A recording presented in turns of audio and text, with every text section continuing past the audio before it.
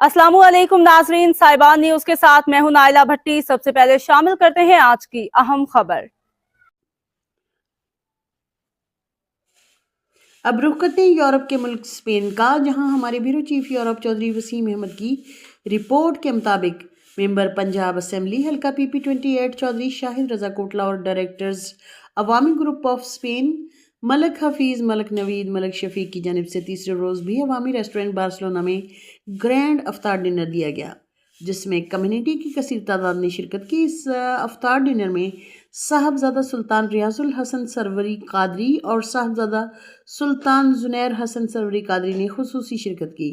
साहबजादा सुल्तान जुनैर ने रमज़ान मुबारक की फजीलत पर खुसूसी रोशनी डाली, जबकि साहबजादा सुल्तान रियाजुल हसन सरवरी कादरी ने दुआए खैर फरमाते हुए उम्मत मुसलमा के इत्तेहाद और फ़लस्तीन और कश्मीर की आज़ादी और दुनिया में अमन के लिए खुसूसी दुआ फरमाई।